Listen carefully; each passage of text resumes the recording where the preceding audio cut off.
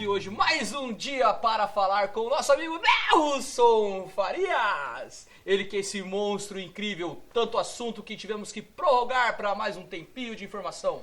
Então é o seguinte, vamos continuar essa série falando dos assuntos básicos de carabina de pressão. Agora estamos aqui num ambiente mais agradável, muito mais o nosso estilo, no meio do mato, com muita natureza em volta, para falar sobre carabina de pressão, sobre calibre. 4,5 e 5,5. O que nós vamos falar de calibre 4,5 e 5,5? 4,5 é melhor, 5,5 é melhor, a dúvida da galera. O que a gente pode estar falando aí, Nelson, sobre 4,5 e 5,5? O que é melhor? O que é melhor? Bom, não existe o melhor, né? Não existe o melhor, Primeira coisa que não existe calibre melhor nesse caso. O que existem são aplicações diferentes, situações diferentes, vantagens e desvantagens que ambos têm, e o contraponto aí fica por conta do atirador, no caso. Mas vamos lá, o que nós temos do calibre 4,5 e 5,5, que são os principais calibres, né? No exterior se encontra ainda o 5mm, o 6,35, que é restrito no Brasil. No Brasil tem o 6mm.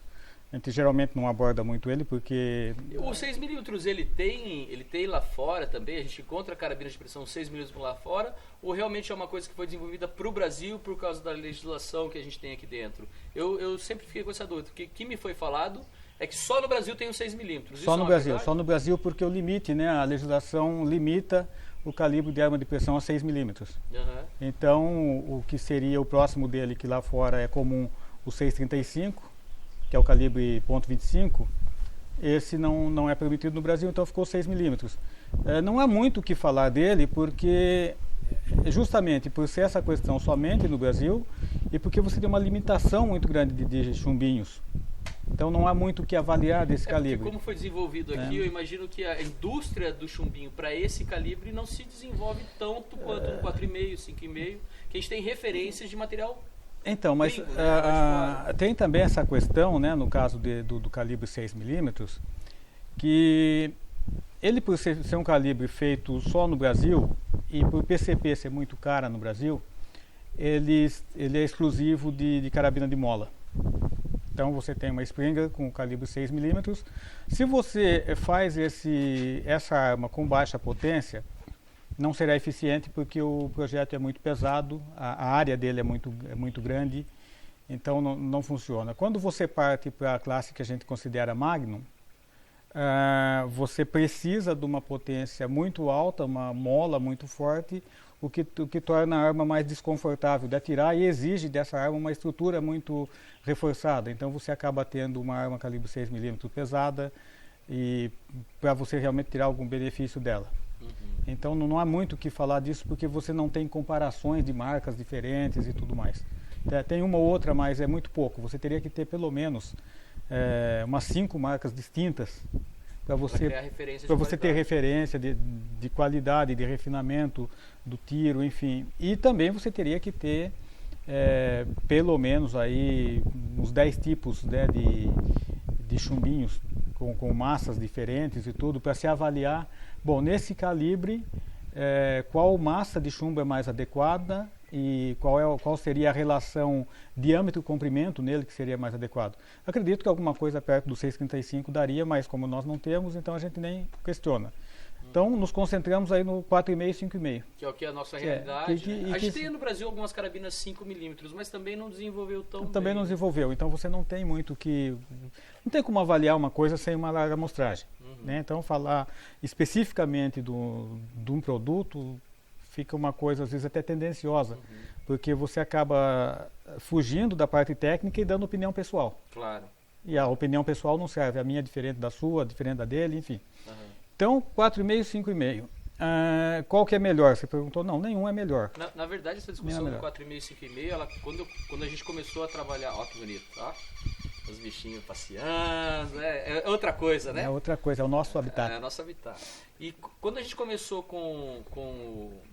trabalhar com tiro, estava bem na virada ali, iniciando mais forte o mercado de 5,5 e tinha muito essa discussão. Hoje eu acho que já existem alguns sensos comuns e alguns mitos que até você desconstruiu aqui pra gente, né? E que foram criados nesse desenvolvimento do mercado da 5,5 num primeiro momento, né? Então, assim, uma coisa que se falava muito é que a 4,5 ela é mais precisa a longa distância e a 5,5 a curta distância ela tem mais potência. É o que se diz no Olha, senso comum, né? Essa discussão ela é ampla, ela não é somente do Brasil. Lá fora também existe? Lá fora também. Nos países de língua inglesa, principalmente, onde a caça é permitida com arma de pressão, há algum tempo, aí no final da década de 90, se criou um mito assim, 4,5 para aves e 5,5 para animais pequenos. Também, lá eles focam bastante na caça. Mas também não faz sentido. Se a gente pega a Inglaterra, por exemplo, é um país onde, por legislação, você tem lá, as armas são basicamente até 16 joules de energia. E aqui nós temos um outro cenário totalmente diferente. O brasileiro ele gosta de armas mais potentes. As armas Magnum, né? As Magnum, e nós temos que adequar a situação assim. Calibre 4,5, ele para arma de baixa potência, ele é o melhor que tem. Tá? Quando você coloca um 5,5 para uma arma de baixa potência, não faz sentido. Você não tem energia suficiente para impulsionar aquela massa de forma que ele seja eficiente no voo. Então, quando a gente fala assim, até 16 joules, tem que ser 4,5. Eu sei que existem aí 5,5, várias carabinas e tal, posso até estar jogando contra os lojistas, mas a ideia aqui é passar mas eu tenho que ser imparcial, e nesse caso, o calibre 4,5, para baixa potência tem que ser 4,5. Bom, mas aí nós temos aquela classificação que a gente considera alta potência. São armas de 16 joules até 23. Bom, o desempenho aí dos dois se equiparam. E aí sim nós começamos a ver os prós e contras. Então você pega o calibre 4,5, ele tem uma trajetória, né, mais plana, uma curva balística menos acentuada. Mais longa. Você não tem tanta acentuação, o chumbo não sobe nem cai tanto em relação à linha divisada. Isso favorece muito tiro ao alvo, principalmente field target, por isso que também nas provas somente o 4,5 isso é uma coisa que eu ia perguntar, porque a gente já participou de algumas provas patrocinando, o pessoal que trabalha na Venturi também já participou atirando, a gente já fez uma prova também de field target, estava comentando com você aqui, e uma coisa que tinha era assim, a separação, ou uma separação, uma classe 4,5, uma classe 5,5, ou realmente o 5,5 não era aceito na prova. Ele é uma questão até, você dificulta na verdade o tiro a longo alcance com o 5,5, mas tem essa questão que é a seguinte, bom, você vai trabalhar com arma de 16 joules, então nós estamos falando de arma da mesma potência em calibre diferente. Bom, se eu tenho a mesma potência com o 4,5, então eu tenho mais velocidade, porque é um chumbinho mais leve. Então a velocidade, aí nesse caso, se a gente compara, a velocidade do 4,5 vai estar entre 35% e 40% acima da velocidade do 5,5. Okay? Bom, como ele tem mais velocidade, essa velocidade mais alta faz com que esse chumbinho fique menos tempo sujeito ao vento, por exemplo. Portanto, ele desvia menos. Legal. Alguém vai perguntar aí, puxa Nelson, já li coisa sua dizendo que o 5,5 desvia menos. Eu vou explicar isso. Então, quando você trabalha nessa faixa de potência, você tem o 4,5 numa trajetória mais plana e menos suscetível ao vento, porque ele fica menos tempo sujeito ao vento. Então, ele se torna mais preciso por isso? Não. Ele passa a ter uma melhor acuidade, a precisão não... Ele fica mais eficiente. Porque não é porque o chumbo cai mais que nós dizemos que ele é menos preciso, porque isso você compensa. Bom, mas aí tá, então por que eu teria uma arma 5,5? O calibre 5,5, ele por ter mais massa, né, o chumbinho tendo mais massa, ele geralmente, quando você compara formatos iguais, ele acaba tendo um coeficiente balístico mais alto. Isso permite com que ele retenha mais energia. Não só pelo coeficiente balístico. Você lembra que eu falei? O 4,5, na mesma faixa de potência, ele vai ter 35%, 40% mais de velocidade. Essa velocidade maior, ela resulta num arrasto aerodinâmico maior também. Sim. E como o arrasto aerodinâmico é exponencial em relação à velocidade, ou seja, se eu dobrar a velocidade, eu elevo ao cubo o arrasto, ou seja, o dobro da velocidade me dá um arrasto de 8 vezes mais. Então, se eu coloco aí qualquer 10% a mais de velocidade, eu aumento em torno de praticamente 30% o arrasto. Então, o calibre 5,5 saindo com velocidade menor e com mais massa, ele acaba sofrendo um arrasto menor e, consequentemente, ele retém mais energia. Então, aí nós temos o seguinte, um com trajetória mais plana, o outro com uma curva mais acentuada, porém retendo mais energia. Então eu diria o seguinte, bom, você vai comprar uma carabina de pressão na faixa de 16 a 23 joules de energia inicial. A escolha dessa arma vai depender do seguinte, você quer atirar mais longe com menos compensação, ou você não se preocupa tanto com a compensação, porque você pode fazer isso pela luneta, por mira aberta mesmo, e você quer mais energia no final, no impacto. Se você quer mais energia, então você vai para o 5,5. Eu não quero mais essa coisa de energia, eu quero uma coisa mais plana, eu quero ter um PBR, né, que é o Point Blank Range, que é o quanto o projétil oscila, né, dentro do tamanho do alvo. Eu quero acertar um alvo menor e eu quero então menos compensação, vai para o 4,5. Agora, quando nós passamos de 23 joules, né, e geralmente aí nós vamos partir para a classe Magnum, a arma com mais energia, ela tira melhor proveito do 5,5. Ah, é? Aí sim. Aí você tem uma coisa que é a seguinte, eu vou ter uma massa maior, sendo movimentada já saindo com um impulso maior, e aí sim é onde o 5,5 passa a desviar menos do que o 4,5. Até com essa massa, a velocidade... Porque aí você consegue aliar as duas coisas. E quando você fala numa carabina Magnum, lembra que eu te falei, o arrasto aerodinâmico é maior. Então, isso é muito importante. Então quando você sai com 4,5 numa carabina Magnum, que dá 25, 28 joules, por exemplo, o arrasto que ele sofre, por ele sair com uma velocidade muito alta em função da massa baixa, é muito grande. Tá? Então, aí tem aquela questão que alguns falam, não, mas potência e precisão não andam juntas. Assim, potência Depende e precisão, situação, elas andam juntas, desde que nós coloquemos aí o fator qualidade. Qualidade da arma e qualidade do projétil, da munição, do chumbinho, no caso.